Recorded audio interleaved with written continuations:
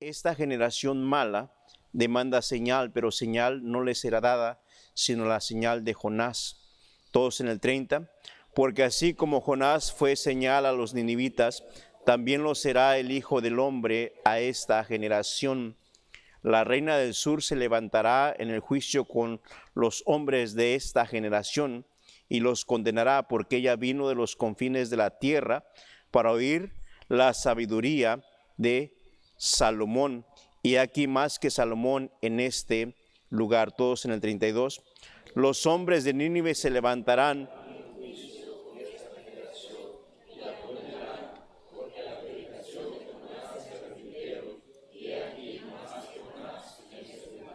Vamos a orar, hermanos, mientras estamos en oración, hermano, hermana, amigos que nos acompañan, pídale a Dios en su corazón que hable y pídale a Dios que llene su alma de su palabra, que Dios nos enseñe a vivir para Él en este día. Vamos a orar. Padre, en el nombre de nuestro Señor y Salvador Jesucristo, su siervo, Señor, ruega que en este momento llene nuestra vida, llene, Señor, todo nuestro ser, con ese Santo Espíritu, ese aceite fresco, Señor.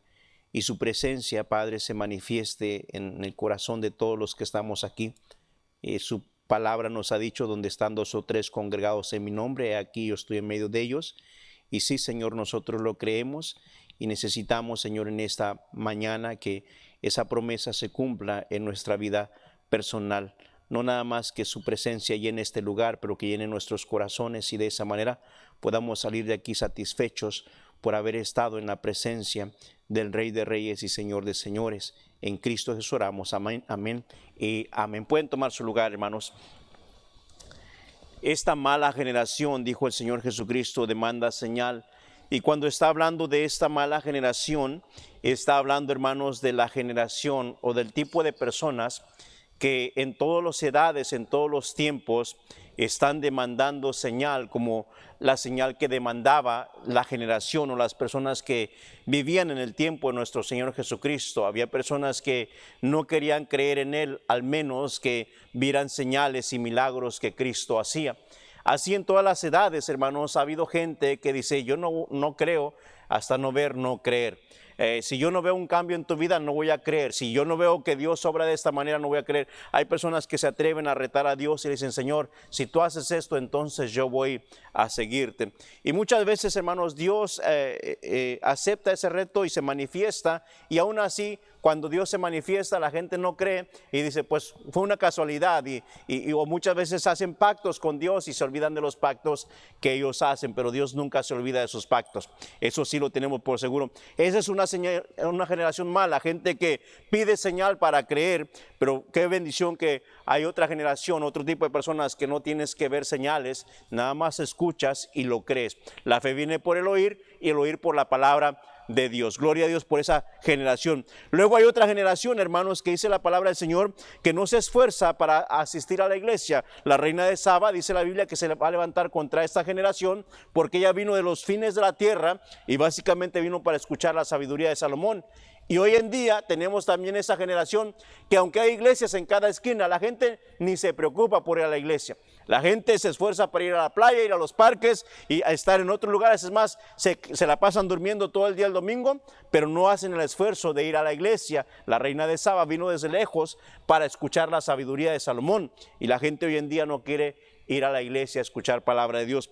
Esa mala generación también, la semana pasada vimos que no se arrepiente. Escuchan la palabra de Dios, hermanos, y no se arrepienten. El pueblo de Nínive escuchó la palabra de Jonás, el mensaje de Jonás, un mensaje de 8 palabras. 8 palabras, de aquí a 40 días Nínive será destruida. Y Jonás predicó, hermanos, ese mensaje, y la gente de Nínive escuchó, se arrepintió, se pusieron en silicio y en ceniza, tomaron decisiones, fueron delante de Dios, se humillaron y Dios los perdonó. Esa fue una generación, hermanos, que escuchó y se arrepintió. Pero la mala generación escucha y no se arrepiente. La mala generación, hermanos, son tipo de personas que una y otra vez se le dice, hey, no hagas esto, no vivas de esta manera, no andes en pecado, porque Dios es celoso, Dios te va a disciplinar, Dios te va a castigar. Viene el día del juicio y ¿sabe qué hace la mala generación? Escucha y ¿qué le importa? Pues la Biblia que en aquel día el pueblo de Nínive se levantará contra esa generación que han escuchado mensaje tras mensaje y no se han arrepentido. No ha habido cambios en su vida. Podemos aplicarlo a nuestra vida el día de hoy, hermanos. ¿Cuántos mensajes hemos escuchado, enseñanzas y estudios bíblicos, y nada más no tomamos acción?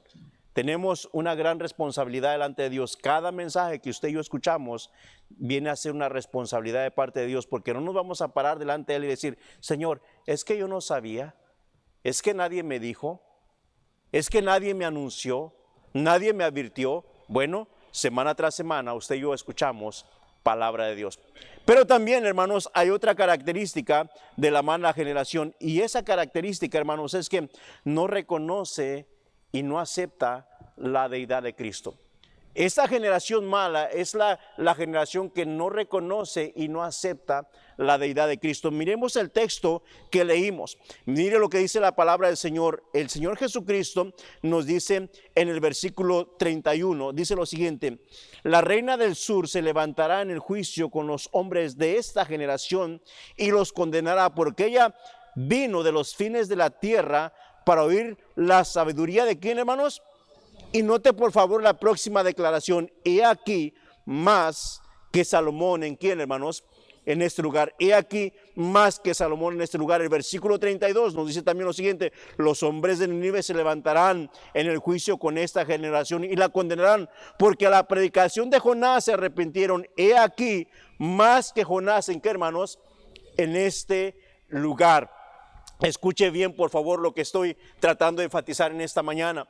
Dice la palabra del Señor que la generación mala, hermanos, no reconoce y no acepta la deidad de Cristo. Sí, el Señor pone dos ejemplos: el ejemplo de Salomón, el rey más sabio que ha existido en este mundo y más popular que ha existido, aparte del rey David, obviamente, y que nuestro Señor Jesucristo. Pero está poniendo al rey Salomón, y luego pone al otro lado al profeta, al siervo de Dios, que fue usado por Dios de una manera extraordinaria, que a una predicación de 8 sencillas palabras, toda una ciudad se arrepintió. Toda una ciudad se vistió en cilicio y en ceniza. Algo extraordinario, algo maravilloso, algo milagroso, algo que yo quisiera, hermanos, que pasara en mi tiempo. Quisiera nada más decir 8 palabras y de repente ver que todo Houston, hermanos, se arrepiente y todo Houston busca a Dios. Pero el Señor está diciendo: más que Salomón, que fue un hombre muy sabio, más que Salomón soy yo. Y está diciendo: más que Jonás soy yo. Y muchas veces, hermanos, la generación mala es que no reconoce que nuestro Señor Jesucristo es mucho más que un rey. Él es el Rey de Reyes. Es mucho más que el profeta o un profeta. Él es el Hijo de Dios. Él es el Salvador del mundo. Y la generación mala es aquella generación que no reconoce la deidad de Cristo. Hay personas, hermanos, que ven a Cristo y dicen que Cristo en su tiempo fue un revolucionario. Hay personas que dicen que Cristo simple y sencillamente fue un profeta más. Hay personas que dicen que Cristo fue un buen maestro y nada más. Pero mi Biblia dice, hermanos, que Cristo es Dios.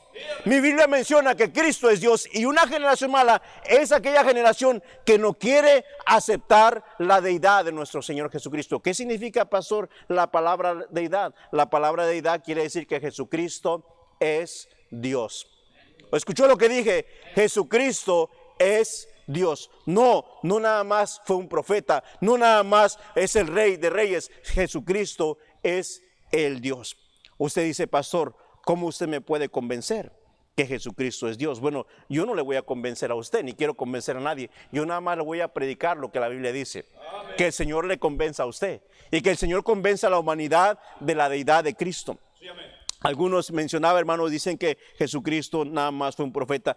Mire, el Señor Jesucristo, cuando le preguntó allá a los discípulos en Mateo capítulo 6, versículo 13, por favor, porque eso es lo que la gente pensaba de Cristo, y el Señor Jesucristo quería que sus discípulos expresaran qué es lo que ellos decían de Cristo. No nada más lo que la gente dice, pero él quería que sus discípulos le declararan qué es lo que ellos pensaban acerca del Cristo. Mire lo que nos dice Mateo capítulo 16, versículo 13, por favor. Dice lo siguiente: viniendo Jesús a la región de Cesarea de Filipo, preguntó a sus discípulos diciendo: ¿quién dicen los hombres que es el Hijo del Hombre? ¿quién dice la gente que soy yo? Ellos dijeron, unos dicen que tú eres el Juan el Bautista, otros dicen que tú eres Elías, otros que eres Jeremías o alguno de los profetas. Y él les dijo, ¿y vosotros quién decís que soy yo? Vosotros, yo sé que el mundo y la generación mala dice que yo soy un profeta, soy Elías, soy Jeremías, soy Juan, pero yo quiero saber de ustedes que han creído en mí, ¿quiénes dicen que soy yo? Versículo 16, respondiendo Simón Pedro dijo, tú eres, ¿quién, hermanos? El Cristo, el Hijo de ¿quién, hermanos? Del Dios viviente. Tú no eres un profeta, tú no eres un maestro, tú no eres un revolucionario, tú eres el Cristo, el Hijo de ¿quién, hermanos? Del Dios viviente. En otras palabras, tú eres Dios. Y usted dice, pastor, ¿cómo usted puede decir que Jesucristo es Dios? Porque la misma Biblia nos dice que Jesucristo es Dios. Amén. Mire por favor en su Biblia, vaya al libro de Romanos. Primeramente vamos al Antiguo Testamento, porque desde el Antiguo Testamento se viene mencionando la deidad de Cristo. En Isaías capítulo 9, versículo 6, Isaías 9, 6, la palabra del Señor nos enseña que Jesucristo es Dios. Nos habla de la deidad de Cristo. Isaías 9, 6, por favor, en sus Biblias. Cuando lo encuentren, digan un fuerte amén. Amén. Bueno, ya ustedes lo encontraron, me ganaron, son más eruditos que yo. Isaías capítulo 9, verso 6. Porque un niño nos es nacido, hijo nos es dado, y el principado sobre su hombro. ¿De quién está hablando ahí, hermanos? ¿De quién está hablando? De Jesús. Es una profecía del Mesías. Porque un niño nos es nacido, hijo nos es dado, y el principado sobre su hombro, y se llamará su nombre. ¿Cómo se llamará, hermanos?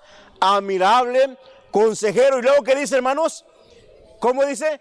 Dios fuerte, Padre eterno, príncipe de... Dice la Biblia que ese niño sería admirable consejero, y su nombre sería admirable consejero, Dios fuerte, Padre eterno. Y luego nos dice, ¿quién? Príncipe de paz. Él es Dios. Cristo es ¿quién, hermanos? Dios fuerte.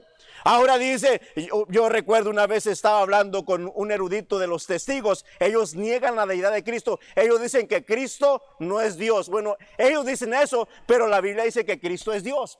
Y la Biblia de ellos también lo dice. Y le dije, lea de su Biblia lo que dice acerca de Cristo. Usted cree, usted dice que Cristo no es Dios, pero deje que su Biblia dice. Lea lo que su Biblia dice y usted explíqueme ese versículo. Le dije, a ver, léalo. Y los primeros versículos, le dije, ¿de quién está hablando ahí? Las primeras palabras. Pues claro, está hablando de Jesús. Le dije, bueno, siga leyendo qué dice de Jesús. Y le dije, ¿qué dice que Jesús es qué? Dios fuerte. Amén, amén. ¿Y qué dice que es? Padre eterno. Y se quedó. Le dije, bueno, amigo, escúcheme, no me estoy burlando de usted, ni tampoco quiero reírme de su ignorancia de la palabra de Dios. Pero mi Biblia y su Biblia dice que Jesucristo es Dios. Si usted no lo quiere creer, eso a mí no me concierne. Yo le estoy demostrando de la palabra de Dios que Jesucristo es Dios. La generación mala es la generación que niega la deidad de Cristo. ¿Y cuántas denominaciones, cuántas sectas niegan que Jesucristo es Dios? Y mire, no nada más leemos en el Antiguo Testamento, en el Nuevo Testamento lo ponemos más claro. Romanos capítulo 9, versículo 5, por favor, vayan en sus Biblias. Romanos 9, 5, donde claramente nos dice la palabra de Dios que Jesucristo es Dios. Mire en el Nuevo Testamento, porque usted puede ir a través de toda la Biblia y usted puede encontrar la deidad de Cristo. Romanos 9, por favor, Romanos capítulo 9, versículo 5, dice la palabra del Señor lo siguiente. Dice, ¿de quiénes son los patriarcas y de los cuales según la carne vino quién, hermanos? Vino Cristo. Y note la próxima frase, el cual es que, hermanos, Dios sobre todas las cosas, bendito por los siglos. ¿Y qué dice, hermanos? Amén. Entonces, ¿qué dice la palabra de Dios? Que Cristo es quién, hermanos? Es Dios.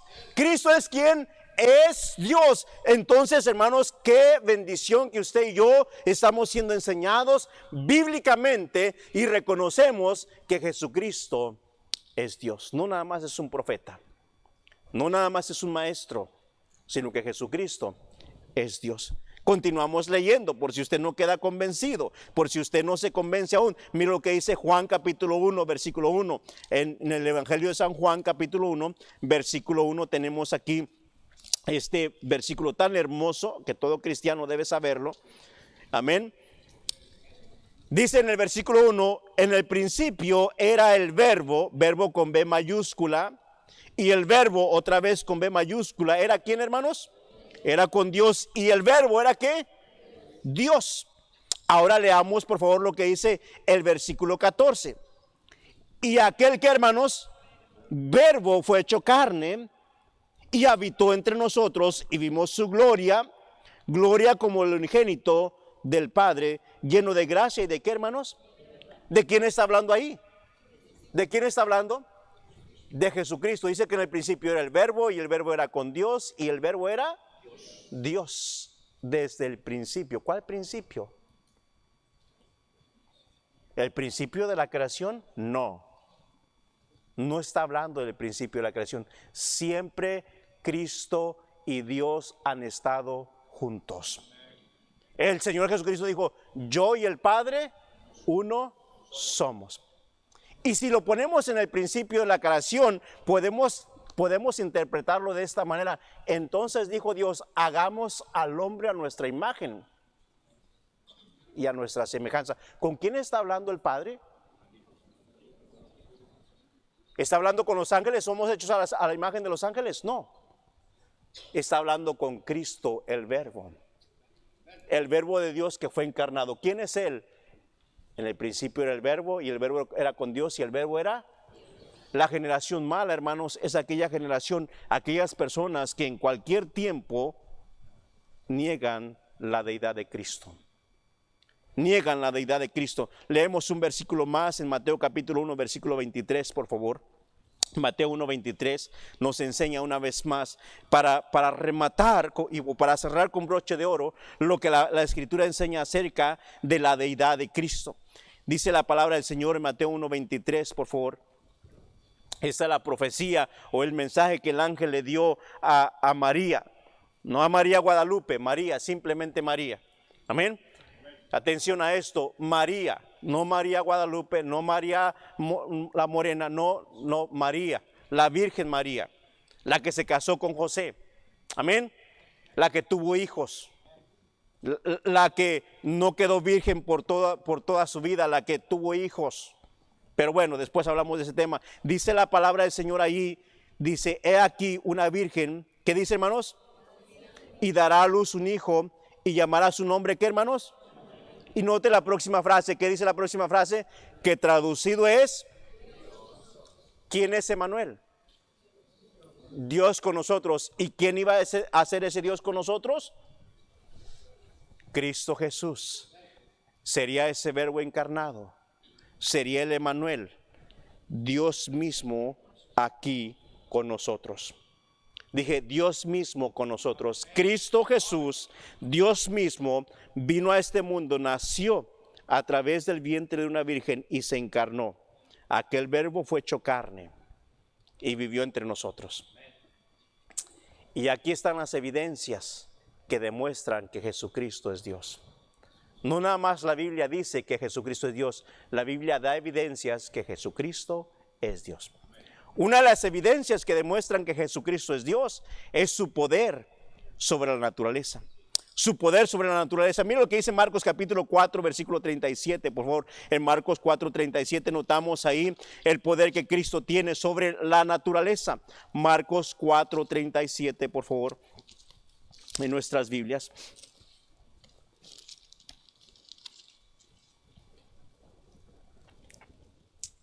A ver, déjenme ver, tenemos suficiente tiempo, déjenme leer los versículos anteriores. Dice, aquel día cuando llegó la noche, les dijo, pasemos al otro lado, y despidiendo la multitud, le tomaron como estaba en la barca, y había también con él otras barcas, pero se levantó una gran tempestad de viento, y echaba las olas en la barca, de tal manera que ya se anegaba. Y él estaba en la popa durmiendo sobre un cabezal, porque obviamente estaba aquí en un cuerpo humano como hombre, ¿verdad que sí? ¿Tenía sueño, sí o no? Estaba en un cuerpo de hombre encarnado, estaba durmiendo, descansando. Dice la palabra de Dios que él estaba en la popa durmiendo sobre un cabezal y le despertaron y le dijeron: maestro, ¿no tienes cuidado que perecemos? Y levantándose reprendió al viento y dijo al mar. ¿Qué le dijo, hermanos? Calla, enmudece. Y cesó el viento y se hizo, ¿qué, hermanos? Grande bonanza. Grande bonanza. Próximo versículo. Y les dijo: ¿por qué estáis así amedrentados? ¿Cómo no tenéis fe? Entonces temieron entonces temieron con gran temor y se decían el uno al otro: ¿quién es este que aún el viento y el mar, qué dice, hermanos, le obedece? Sabemos que es Dios porque tiene poder sobre la naturaleza. Él creó la naturaleza. La gente dice: la madre naturaleza. ¿Qué madre naturaleza? Es el Padre Dios. Es que lo que la madre naturaleza me da, no es lo que la madre naturaleza te da, es lo que el Padre Dios nos da. Y dice la palabra de Dios que estaba esa gran tempestad, hermanos. Y sabe, como hombre él dormía, descansaba, pero los discípulos lo despertaron. Señor, perecemos, no tienes cuidado de nosotros. Y quiero decir una cosa: Dios tiene cuidado de nosotros. Él sabe que lo que estamos pasando. Lo que pasa es que nosotros, cuando estamos en problemas, en lugar de ir a Dios, vamos al mundo. Cuando esté pasando por tempestad, vaya a Cristo. Pero pastor, él no tiene cuidado de mí, está durmiendo. No, él no duerme, él está velando por nosotros. Y dice la palabra de Dios que vinieron y el Señor se para y le dice al mar: hey, silencio, be quiet, take it easy. Reprendió al mar y al viento y las olas. Y el Señor dijo: paren su alboroto ustedes. ¿Qué traen? Están espantando aquí a mis muchachos, hombre. Take it easy. Y las olas. Y el viento. ¿Quién tiene poder sobre la naturaleza? Solamente Dios. No me digas que Cristo no es Dios cuando Él puede cambiar la tempestad. ¿Sabe qué es lo que hace la gente que no cree en Dios cuando vienen desastres naturales? Dios, nada más tú puedes cambiar todo esto. Entonces sí reconocen a Dios. Pero mientras la madre naturaleza nos está azotando, no, es Dios quien tiene control sobre la naturaleza. ¿Cómo sabemos que Cristo es Dios? Porque Él tiene control y tiene poder sobre la naturaleza. No nada más Él tiene el poder sobre la naturaleza, sino su poder y autoridad sobre los demonios. Sabemos que Jesucristo es Dios porque Él tiene poder y autoridad sobre los. Ahora, pregunta: ¿Satanás tiene poder, sí o no? ¿Sí? ¿Sí tiene poder o no? ¿Los demonios tienen poder, sí o no?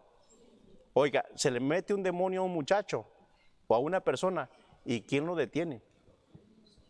Pero mire lo que la palabra del Señor nos dice en Lucas 4:33, por favor, Lucas 4:33.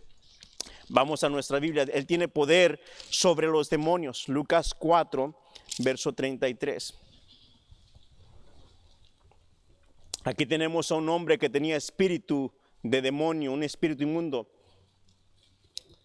Verso 31, leo: descendió Jesús a Capernaum, ciudad de Galilea, y les enseñaba en los días de reposo, y se admiraban de su doctrina, porque su palabra era con autoridad. Estaba en la sinagoga un hombre que tenía un espíritu de demonio inmundo, el cual exclamó a gran voz, diciendo, ¿qué dijo, hermanos? Déjanos, ¿qué tienes con nosotros, Jesús Nazareno? ¿Has venido para destruirnos? Yo te conozco, ¿quién eres? Mira lo que dice, el santo de quién, porque los demonios sabían quién es Cristo, y los demonios saben quién es Cristo, mejor los demonios. Pero dice la palabra de Dios más adelante, dice el Hijo, el Santo de Dios, y Jesús le reprendió diciendo, ¿qué le dijo, hermanos? Cállate, sal de él. Entonces, ¿qué hizo el demonio? Derribándole en medio de ellos, salió de él y no le hizo daño alguno. En otras porciones, hermanos, en el Antiguo Testamento nos dice que el ángel Gabriel, nos dice que el arcángel lucha y luchaba contra ciertos príncipes de la potestad.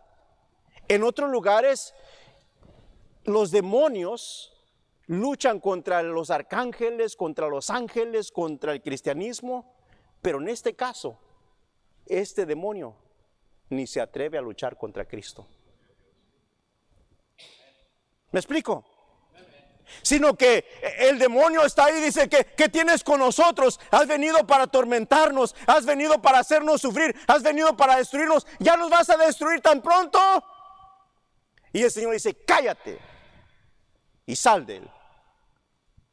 Y no vemos que el demonio se haya puesto al tú por tú con el Señor. Le ha dicho, bueno, vengan, vamos a luchar contra él. No, ni siquiera se atrevió, sino que al instante sacudió al hombre y lo dejó, hermanos, y se fue. Porque Jesucristo es Dios y Él tiene poder sobre los demonios. Sí, el diablo tiene poder, pero su poder es limitado. Y voy a abrir un paréntesis, amigo y hermano, escúcheme, no todo lo que brilla es oro. La plataforma más grande donde el diablo está demostrando su poder, escúchame bien, es en las religiones, en las iglesias, de gente que demanda señal y gente que quiere ver para creer. Hoy en día hay muchas iglesias que dicen, ven, te voy a hacer un milagro. Y efectivamente suceden muchas veces milagros, pero no son milagros hechos por Dios. Porque da la casualidad que esas mismas iglesias, sus pastores viven de la gente, se aprovechan de la gente, abusan de la gente, usan a la gente. ¿Me explico? Y Satanás tiene poder, pero el poder de Satanás es limitado. Lo bonito de nuestro Señor Jesucristo es que Él es el Todopoderoso. Su poder no está limitado. Dice la palabra de Dios que esa generación mala y adúltera demanda señal. No escucha la palabra de Dios, ni se acerca a escuchar palabra de Dios. Pero escuchan y ni siquiera se arrepienten. Pero esta generación, hermanos, ni siquiera reconoce la deidad de Cristo. Dijo el Señor, he aquí más que Jonás. Tú piensas que está predicando el pastor, no es el pastor. Quien te está hablando soy yo. ¿Me estoy explicando? Ay, ¿qué trae ese pastor conmigo? No, no es el pastor. ¿Sabe una cosa, amigo y hermano? Mi vida no depende de usted. Y si yo quisiera que usted venga a la iglesia cada semana, ¿sabe que en lugar de estarle hablando fuerte y reprendiéndole su pecado, ¿sabe qué haría? Le daría palomitas todos los domingos y pusiera un partido de fútbol aquí para que se llene la iglesia. Pero yo no quiero llenar la iglesia con gente que nada más viene a escuchar lo que quiero oír. Gente que viene a escuchar la palabra de Dios. Que dice, no fue el pastor quien me habló, fue Cristo a través del pastor. Tiene poder sobre la naturaleza, tiene poder sobre los demonios, pero no nada más eso, sino su poder y autoridad sobre la misma muerte. Dije su poder y autoridad sobre la misma muerte. Mira lo que dice 1 Corintios 15, 53, por favor. 1 Corintios 15, 53 al 57. ¿Cómo sabemos que Jesucristo es Dios? Porque Él tiene poder sobre la naturaleza. Él controla. Es más, hermanos, creo que está lloviendo allá afuera. Amén. ¿Sabe quién es el que está mandando la lluvia? Amén. Nuestro Señor Jesucristo, nuestro Dios.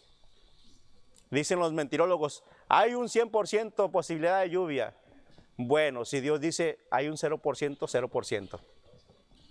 Si la gente dice, no hay posibilidad de lluvia, y si Dios dice, pues voy a mandar lluvia, Dios manda lluvia. Porque la ciencia no tiene control sobre la lluvia, es Dios quien la tiene. Amén. Mira lo que nos dice ahí, su poder y autoridad sobre la muerte. Capítulo 15, versículo 53 en adelante.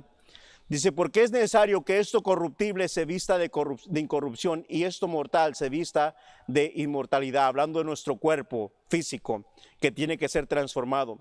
Y cuando esto corruptible se haya vestido de incorrupción y esto mortal se haya vestido de inmortalidad, entonces se cumplirá la palabra que está escrita. ¿Qué dice ahí, hermanos?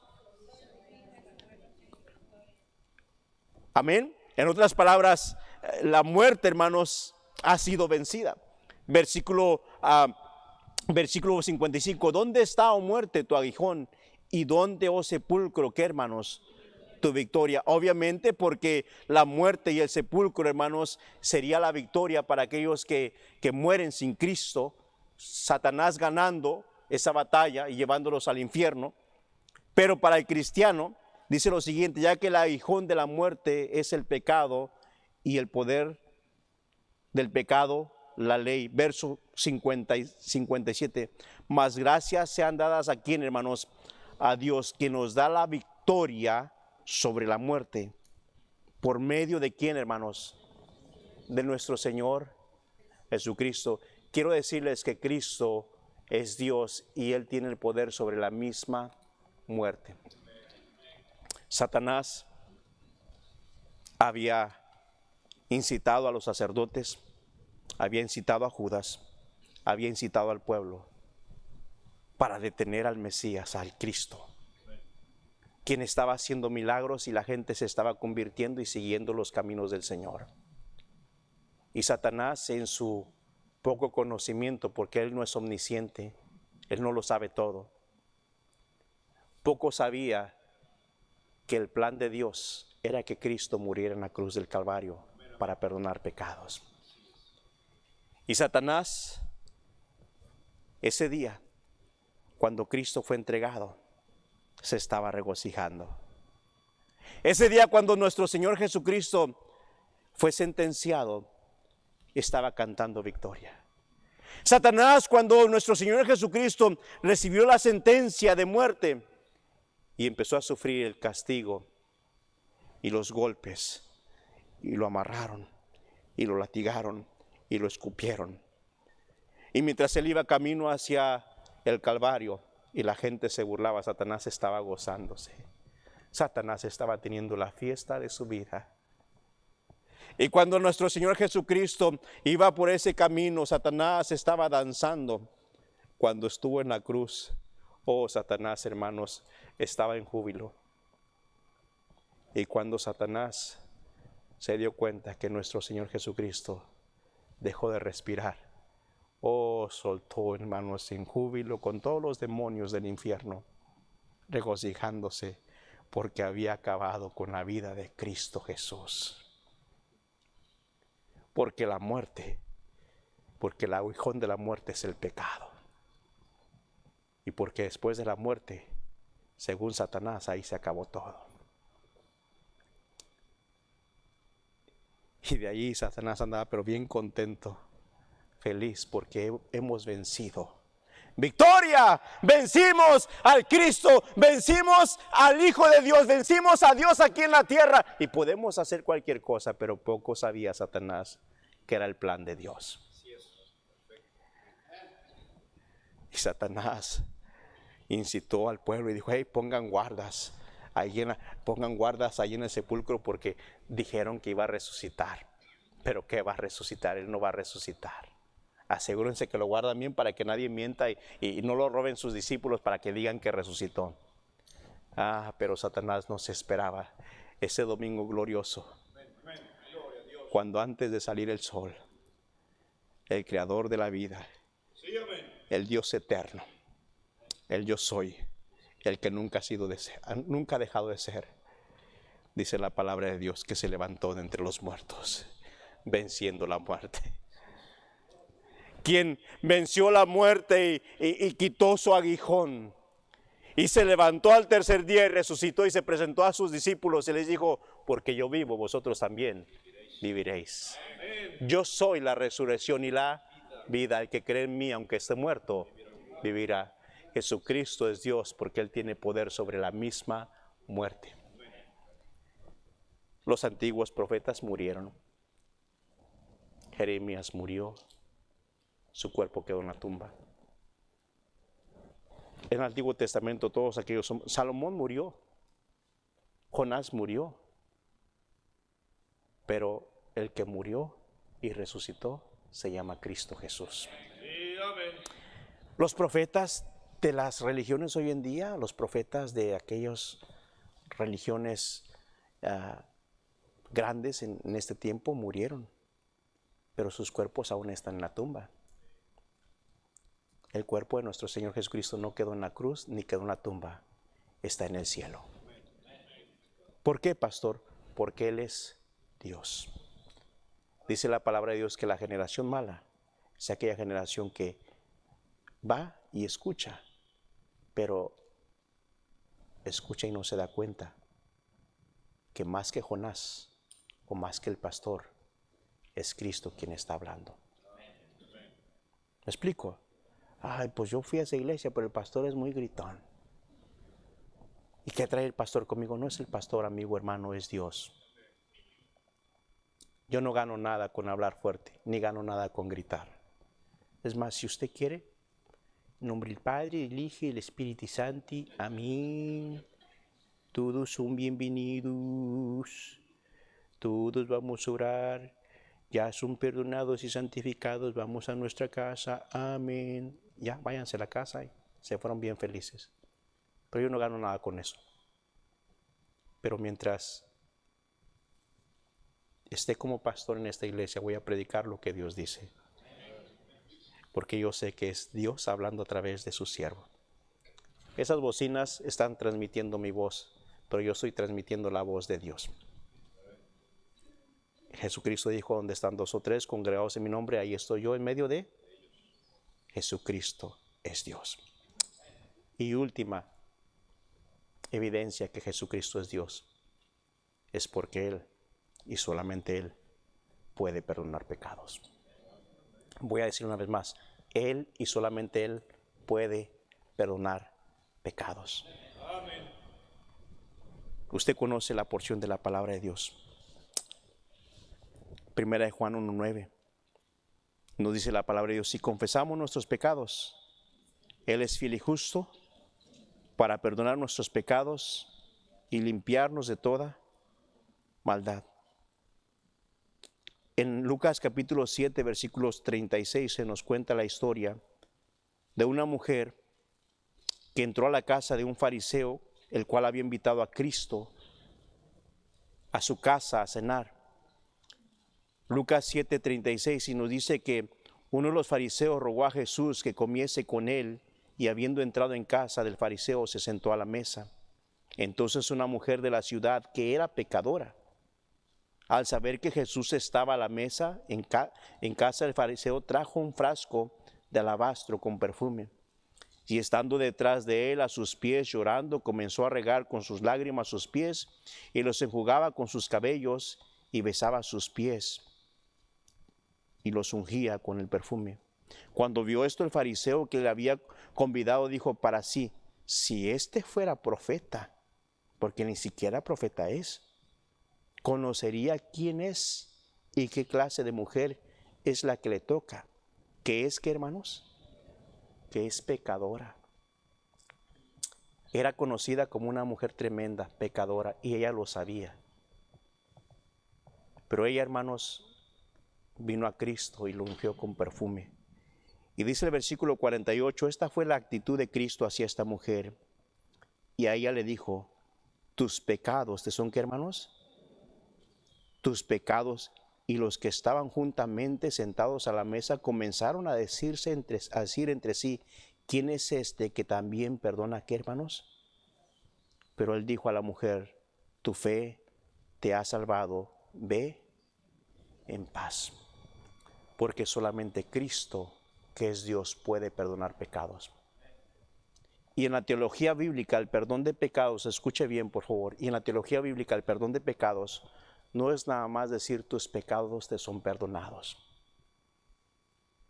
En la teología bíblica, cuando Dios dice, te perdono, cuando Dios dice, estás perdonado, no nada más es saber que has sido perdonado, sino el sentirte perdonado. Es que la persona que busca el perdón, lo busca porque tiene una culpa, un remordimiento, algo que no te deja en paz, algo que no te deja dormir. Es que la persona que viene a Cristo sabiendo que es pecadora, viene y dice, Señor, ayúdame, porque no puedo con esto, me está matando. Y cuando vienes a Cristo con un corazón sincero, Él te dice, tus pecados te son perdonados. Y no nada más sabes que te perdonó, sino que te levantas de ahí con una conciencia limpia y en paz, sabiendo que Él te perdonó. Y aunque la gente te haya visto hacer cosas que a Dios no le agradan, sabes que viniste a Dios y le pediste perdón y ahora sales de ese lugar en paz, porque Él te ha perdonado. Y eso solamente lo puede hacer Dios. Nadie puede cambiar tu tormenta en paz, solamente Dios. Nadie te puede dar la tranquilidad en tu alma, solamente Dios.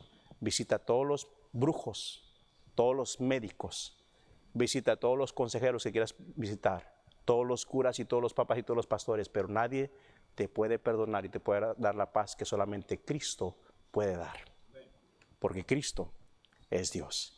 ¿Qué le dijo el Señor Jesucristo? Tus pecados son perdonados, ve en paz. Jesucristo es Dios.